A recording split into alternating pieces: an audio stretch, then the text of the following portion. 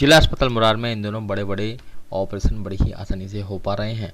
ग्वालियर में सर्जरी का स्तर काफ़ी बढ़ गया है। आए दिन नए प्रकार की सर्जरी, प्लास्टिक सर्जरी जिला अस्पताल मुरार में हो रही है।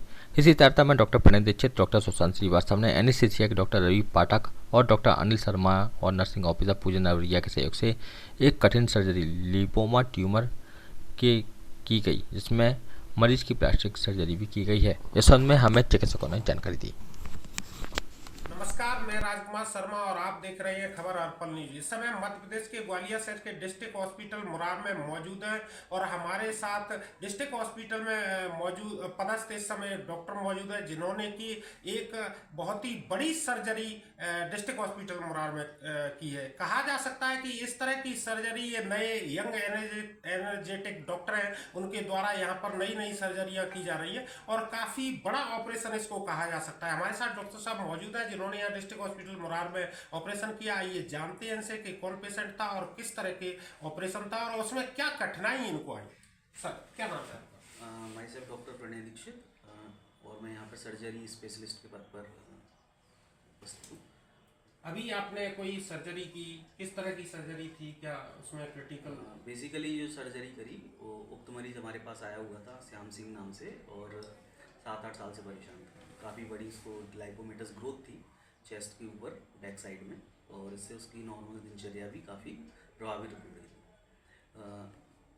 उक्त मरीज का इलाज इसलिए करना ज़रूरी था क्योंकि मरीज पहले भी झाड़ फूक और सब चीज़ों में पड़ा हुआ था। इसकी वजह से उसने बर्न मार्क लगवाए थे और गठान काफ़ी बड़ी हुई थी। लाइपोमेटस ग्रोथ है, रेयर बीमारी नहीं है, बहुत सारे पेशेंट्स में होती है और बहुत सारी सर्जरी संभव होती है। लेकिन मेरा एक जो संदेश है बेसिकली ऐसे मरीजों के लिए कि आप कहीं पर भी इस तरीके की आपको कोई समस्या है तो पहले आप परामर्श लें चिकित्सक से, उसके बाद ही कोई डिसीजन लें।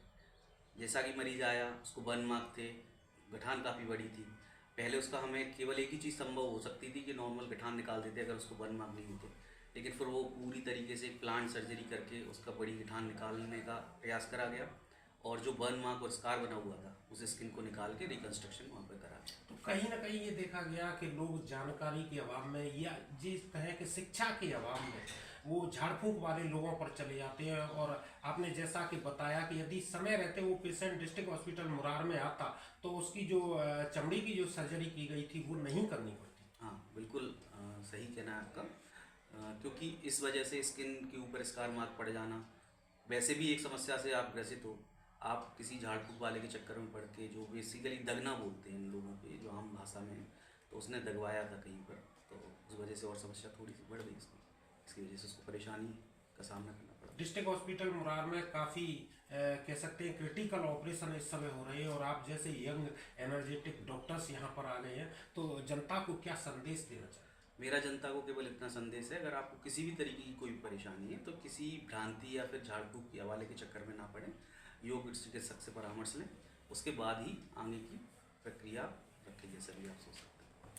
तो ये थे डिस्ट्रिक्ट हॉस्पिटल मुरार में पदस्थ डॉक्टर, इन्होंने बताया कि काफ़ी क्रिटिकल परिस्थिति थी मरीज की, उसका इन्होंने इलाज किया। यंग एनर्जेटिक डॉक्टर हैं, तो आप जनता से यही इन्होंने जो सलाह दी है कि झाड़ फूंक वालों के पास ना जाएं। ये बहुत पहले कभी जब लिटरेसी की परसेंट ज़्यादा थी तब इस तरह के लोगों के पास जाते थे, लेकिन जानकारी के अभाव में आज भी देश में काफ़ी जनता झाड़ फूंक वालों के पास जाती है और समय रहते इलाज न कराने के कारण उनकी मृत्यु तक हो जाती है। तो मैं आपको बताता चलूँ कि डॉक्टर्स डिस्ट्रिक्ट हॉस्पिटल मुरार में एक से एक अच्छे डॉक्टर यहाँ पर पदस्थ हैं और कई बीमारियों का इलाज यहाँ संभव है। तो आप आइए डिस्ट्रिक्ट हॉस्पिटल मुरार में। टीवी न्यूज खबर अर्पण के लिए डिस्ट्रिक्ट हॉस्पिटल मुरार से मैं राजकुमार शर्मा।